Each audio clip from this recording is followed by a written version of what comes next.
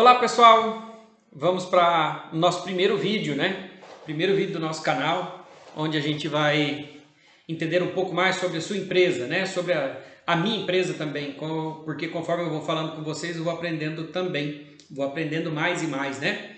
Através da dúvida de vocês, eu posso aprender também. Ao longo da minha vida, eu percebi que o ensino, né, ele não é uma via de mão única, ele é uma via de mão dupla. Então, tanto eu ensino com vocês, como vocês vão me ensinar também.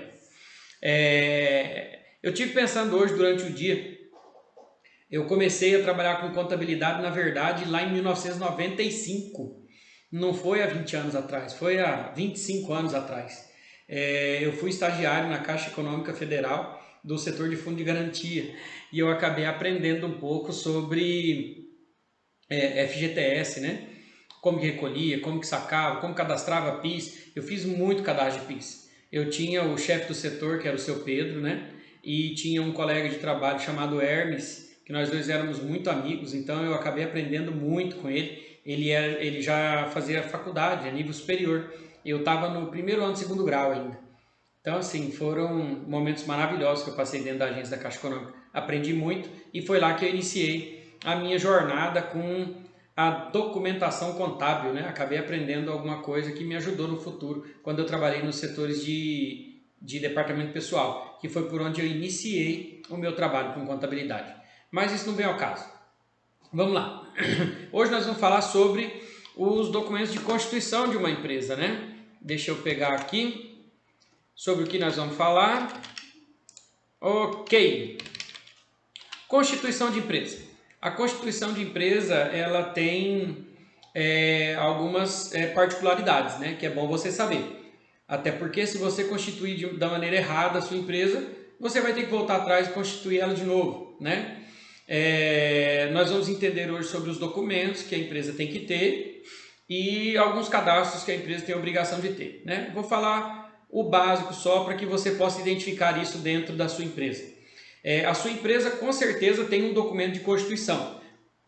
Esse documento de constituição é como se fosse a identidade da empresa. É neste documento de constituição que tem lá o endereço, o nome do proprietário, as atividades que essa empresa exerce, algumas particularidades, né? Como por exemplo, às vezes você pode colocar um contrato particular, uma cláusula particular no seu contrato de constituição.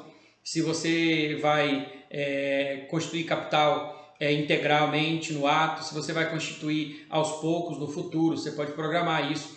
Então a constituição da sua empresa ela tem um documento específico, que é como se fosse a identidade dela, né?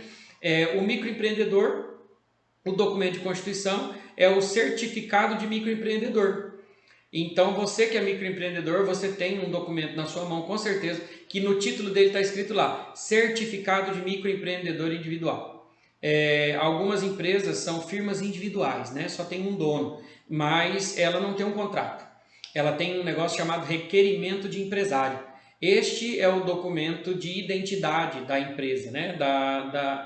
De uma empresa individual, né? De uma firma individual. O requerimento de empresário tem os documentos do sócio, o nome do sócio, a data de início da atividade, as atividades que ela vai exercer, né? E algumas outras particularidades também, tá? O valor do capital social e tudo mais, né? Existe uma firma que ela é relativamente nova, né? Ela não é muito nova, mas também não é antiga. É uma firma que foi criada recentemente, aí, nos últimos 1 ano e meio, 2 anos, eu acredito, 3 anos. Chama-se Empresa Individual de Responsabilidade Limitada. Essa já tem um contrato. Este é um contrato que normalmente o contador te entrega quando ele constitui a empresa, né? O certificado de microempreendedor você tira pela internet mesmo. É o próprio governo que te dá o formulário pronto e ele é padrão. O requerimento de empresário vem da junta comercial registrada, né? E também é padrão. Toda firma individual tem um documento idêntico chamado requerimento de empresário. Já as empresas que têm contrato nem sempre são os mesmos, né? Por exemplo, a empresa individual de responsabilidade limitada, ela tem um contrato de constituição. Alguns contadores colocam lá o nome do pai, o nome da mãe, né? A data de nascimento, né? do empresário que está constituindo essa empresa e, na verdade, outros não. outros colocam o nome, nacionalidade, se é casado ou solteiro, né? Documento de identidade, CPF, o endereço do sócio e pronto. Não coloca o nome da mãe, o nome do pai, não coloca a data de nascimento, não coloca a profissão, né? A qualificação do sócio, algumas informações são obrigatórias e essas informações têm que conter no contrato, mas outras que não são obrigatórias, alguns contadores colocam, outros não, né? No contrato de constituição da empresa também fala a data que ela está iniciando suas atividades, fala a data em que ela constituir o capital, se ela vai constituir capital no futuro, né, que é capital a integralizar, e tem algumas cláusulas que você pode colocar de maneira particular. Às vezes, alguns órgãos de registro acabam solicitando que esteja escrito, né, dentro do contrato alguma cláusula específica. Dentro desse contrato tem lá quem é o responsável pela administração da empresa. Então, às vezes, você, empresário, não tem tempo de administrar a sua empresa, você quer nomear uma pessoa para ser o administrador, você pode colocar no contrato social da sua empresa, né? A limitada é a mesma coisa, também tem um contrato. Só que este contrato ele tem que ter 2 sócios, né? Ou mais, tem que ter no mínimo 2 ou mais. Então, uma empresa de contrato social de empresa limitada, não empresa individual de responsabilidade limitada, que é a IREL, tá? Uma empresa limitada, LTDA. Essa aí tem 2, 3 ou 4 ou 5 ou 10 ou mais sócios, né? E esses sócios são qualificados neste contrato e tudo mais, né? E tem algumas outras empresas também, como as sociedades anônimas, né? Como sindicatos, associações, né? Todas essas empresas, cada uma tem seus documentos que regulam, né, a abertura da sua empresa. Como, por exemplo, uma associação, ela é aberta através da ata de constituição dela. Mas para regulamentar essa empresa, ela tem que ter um estatuto, né? Então, uma associação, ela tem a ata e o estatuto, que é o que regula como ela vai funcionar e quando ela foi aberta, qual é o ramo de atividade, quem estava na reunião de abertura, qual foi a data, né? E esses documentos têm que ser registrados no cartório, né? Para você poder abrir o seu CNPJ.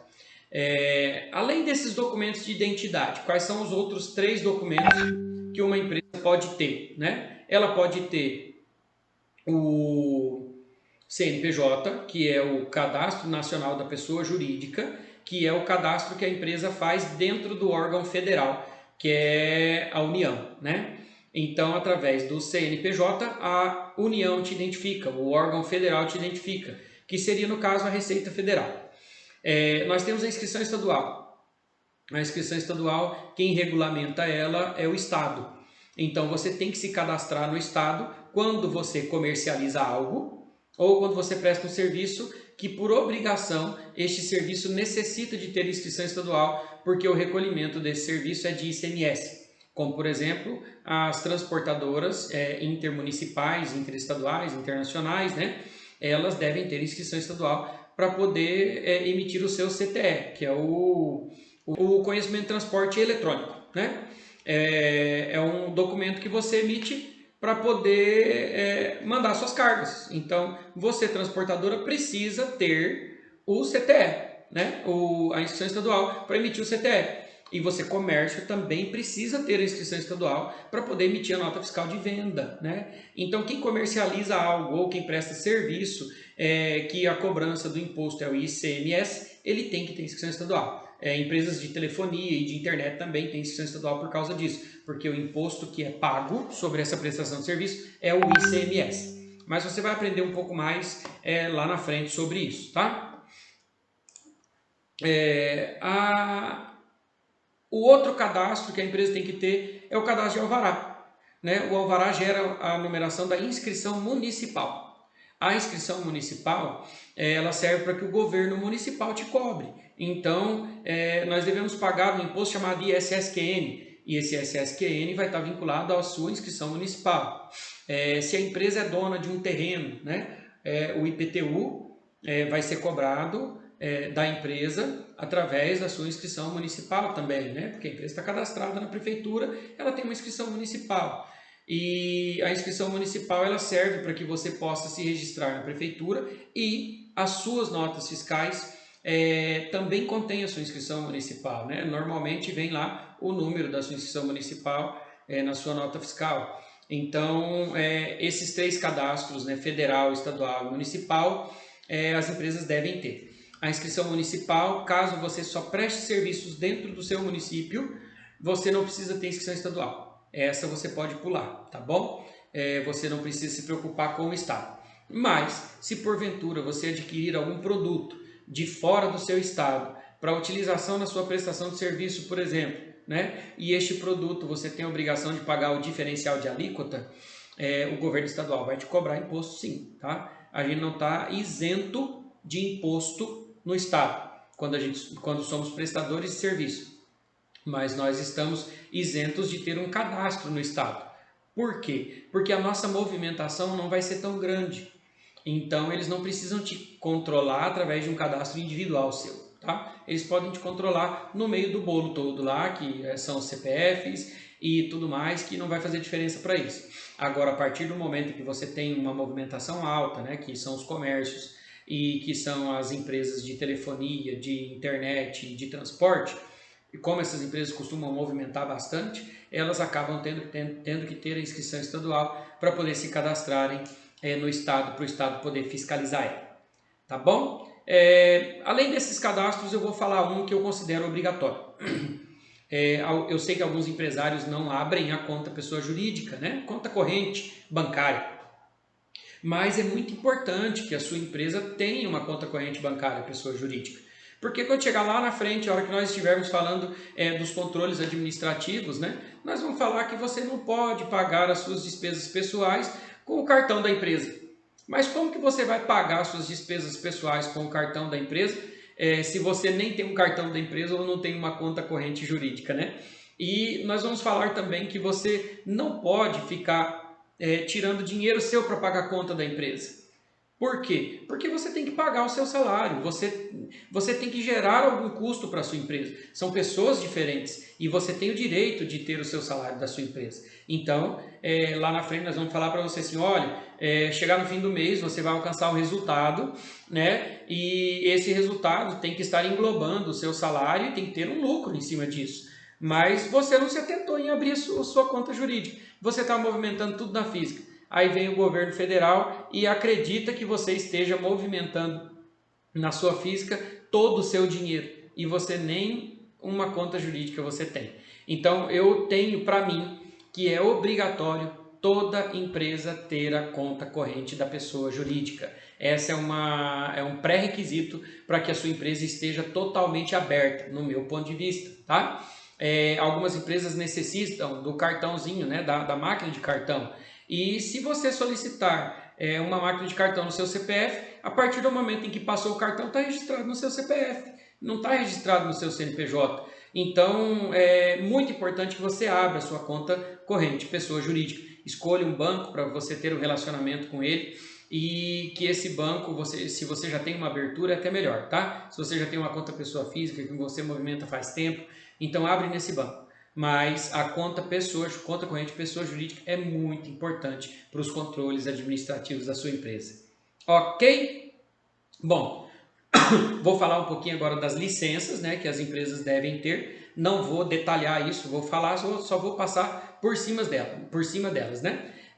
Licença sanitária é a licença que as empresas que trabalham com alimento precisam ter.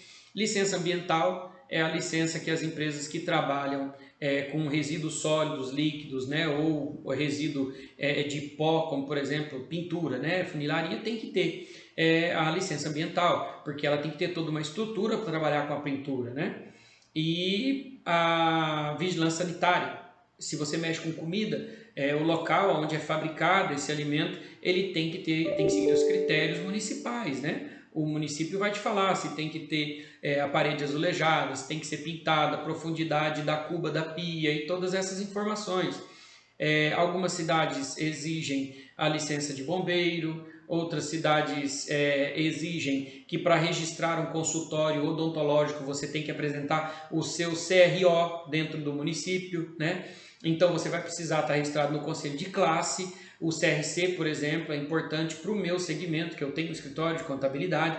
Se eu não registrar o meu CNPJ no CRC, eu posso ter algum tipo de autuação, eu posso ser multado ou algo nesse sentido, né? Então, alguns órgãos regulamentadores, como a ANAC, que é a Agência Nacional de Aviação Civil, a ANTT, que é a Agência Nacional de Transporte Terrestre, né? O RENASEM, que é o Registro Nacional de Sementes, para empresas que trabalham com revenda de semente para plantio.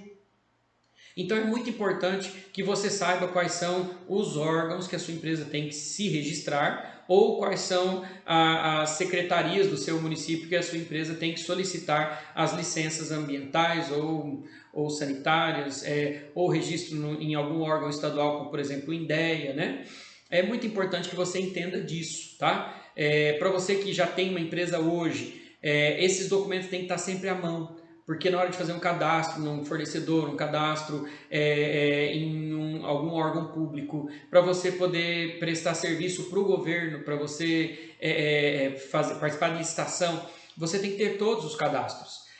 As empresas que participam de licitação acabam mantendo os seus cadastros atualizados mensalmente para que elas possam não ter dificuldade na hora que tiver numa licitação. Eu venci a licitação, estou todo feliz, consegui vender para o governo, mas na hora de apresentar a documentação está faltando alguma licença. Então é muito importante que você entenda que essas licenças são importantíssimas para o seu negócio. Não deixe de cumprir as exigências que o município cobra de você, que o seu estado cobra de você e que o governo federal cobra de você, tá bom?